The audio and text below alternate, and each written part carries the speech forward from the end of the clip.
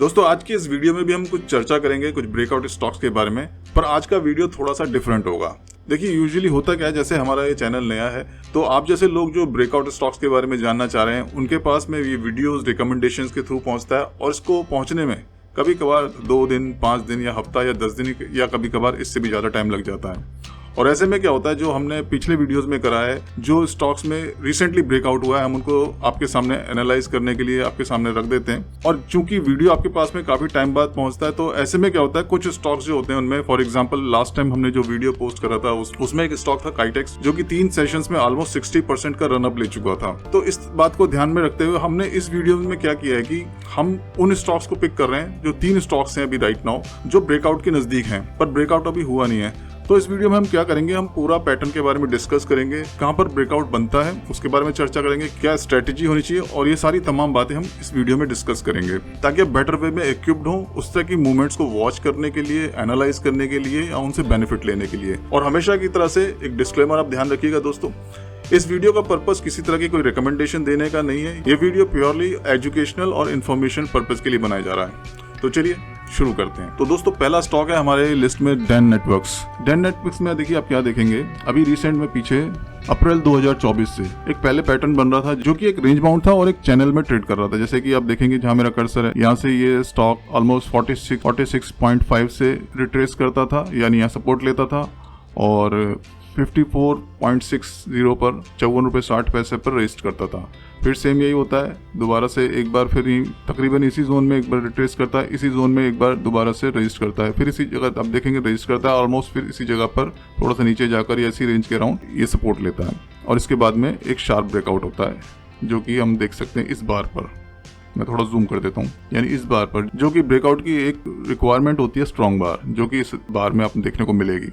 यानी ये पूरा जो कंसोलिडेशन पैटर्न था इसका ब्रेकआउट होता है, यानी एक ये जगह था और एक ये जगह थी जहां पर ये काफ़ी टाइम से एक चैनल में रेंज माउंट ट्रेड कर रहा था, और इस बार में इस जगह पर, यानी डेट है इसकी 19 जून 2024 को ये ब्रेकआउट लेता है। अब इसके बाद में क्या होता है, जब इस ब्रेकआउट से निकल आता है तो हम देखते हैं इस पैटर्न को क्या करा जा सकता है। देखिए एक फैन देखिए ये बनता है, दूसरा फैन इस हाइट पर बनता है, ये वाला। आपने शायद पिछली वीडियोस में अगर देखा होगा तो हमने सजेस्ट किया था कि जो फैन ब्रेकआउट्स होते हैं उनमें 3 फैंस रिक्वायर्ड होते हैं, 3rd फैन पे हम फैन ब्रेकआउट मानते हैं। बट ऐसे केसेस में मैंने ऑब्जर्व किया अपने पूरे करियर में, जब एक पैटर्न से निकलकर एक फैन बनता है, यानी एक जैसे एक पूरा पैटर्न था फैन ब्रेकआउट, इसके बाद में दूसरा फैन भी अगर होता तो यूजुअली इसके बाद भी मैंने देखा है कि कई बार एक अच्छी खासी तेजी देखी जा सकती है। तो अभी आप देख सकते हैं कि इसका जो दूसरा फैन है ये वाला, अभी जो स्टॉक ट्रेड हो रहा है काफी उससे नीचे हो रहा है। स्टॉक को मेरे हिसाब से मेरी जो अपनी रणनीति रहेगी, इसमें मेरी जो अपनी स्ट्रेटेजी रहेगी, मैं इसको इस फैन ब्रेकआउट पर भी ऑब्जर्व करूंगा, यानी मैं इसके लिए अलर्ट डाल के छोड़ूंगा जब भी इसके ऊपर जाता है। और एक स्ट्रॉन्ग बार, जैसे कि मैंने हमेशा कहा है कि एक स्ट्रॉन्ग बार रिक्वायर्ड होती है, जैसे ये वाली बार थी,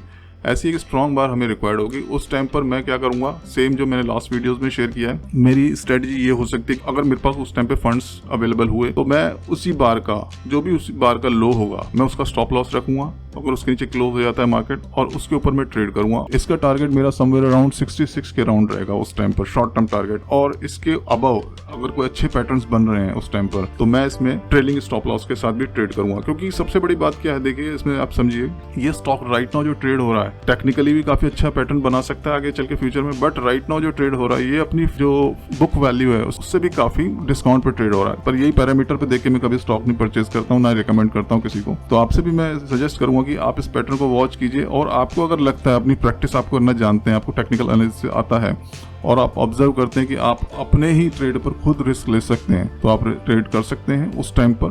अदरवाइज स्ट्रांगली रिकमेंड करूंगा कि आप किसी लाइसेंस्ड रिसर्च एनालिस्ट से डिस्कस करने के बाद ही इस तरह के पैटर्न्स में इन्वेस्ट करने का प्लान कीजिएगा।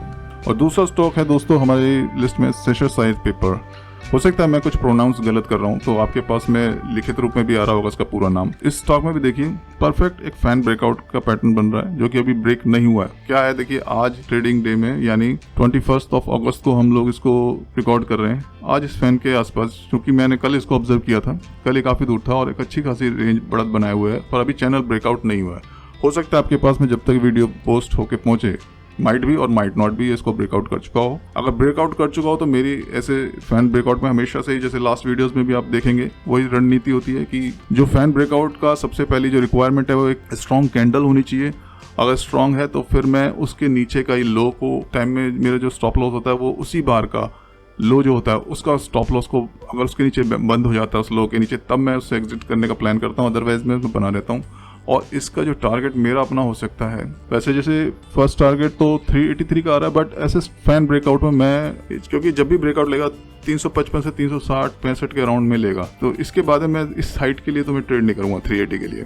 एटलीस्ट ये मेरे को लगता है कि क्योंकि इस पैटर्न का जो ब्रेकआउट होता है बहुत यूजुअली शार्प होता है, चूंकि स्टॉप लॉसेस भी होते हैं, प्रोबेबिलिटी गेम है, मैं डिनाई नहीं करता हूँ, तो समवेयर अराउंड 415-20 का टारगेट मेरे हिसाब से इसका बनता है फर्स्ट टारगेट। और अगर पैटर्न्स अच्छे बने रहते हैं इसके बाद में इस हाइट के आसपास जाने के बाद में, तो ट्रेलिंग स्टॉप लॉस को मेंटेन करते हुए इसमें बना रहा जा सकता है। बट स्टिल ये कोई रिकमेंडेशन नहीं है दोस्तों, मैं आपको पैटर्न रिकॉग्निशन में हेल्प कर रहा हूँ। तो आप भी इस तरह से अगर इस तरह के पैटर्न्स में ट्रेड करते हैं या आपने अपने पिछले एक्सपीरियंस के हिसाब से देखा है कि ऐसे पैटर्न्स में ब्रेकआउट्स के बाद में अच्छी खासी रैली आती है और आप अपने रिस्क पे ट्रेड करना चाहते हैं, तो वो टोटली आपके ऊपर होगा। और आप अगर स्टॉक्स को एनालाइज करना नहीं जानते तो पहले भी डिस्क्लेमर दे चुका हूँ, तो आप किसी प्रोफेशनल रिसर्च एनालिस्ट जो लाइसेंस्ड हो उसके साथ ही कंसल्ट करने के बाद में किसी तरह के इन्वेस्टमेंट्स में एंटर करने का प्लान बनाइएगा। तीसरा स्टॉक है दोस्तों हमारी लिस्ट में जेपी पावर। जेपी पावर में आप देख सकते हैं काफी लंबे समय से एक अप ट्रेंड मेंटेन्ड है, बट अब क्या हो रहा है, बड़ा इंटरेस्टिंग और बड़ा बेसिक सा पैटर्न बन रहा है। देखिए एक चैनल फॉर्म कर लिया है जो कि 17.5 रुपए के अराउंड लोअर इसका बनता है चैनल, और जो अपर चैनल है इसका 20 रुपए 85 पैसे 80 पैसे के अराउंड बनता है। मेरे हिसाब से अगर ये अपर जोन में यानी यहाँ पर इसके ऊपर ब्रेकआउट ले ले 21 रुपए या 21 रुपए से प्लस में, और बार एक बहुत ही स्ट्रांग बार हो, ये भी एक अच्छा ट्रेड साबित हो सकता है और इसमें भी इस टाइम पर रैली आ सकती है। बट ये सारा जितना मैंने आपसे डिस्कस किया दोस्तों, ये किसी तरह का रिकमेंडेशन नहीं है। मैं सिंपली जो टेक्निकल एनालिसिस में इंटरेस्ट लेते हैं या जो लोग सीखना चाहते हैं, मैं उनको हेल्प कर रहा हूँ इस तरह के पैटर्न रिकॉग्निशन में।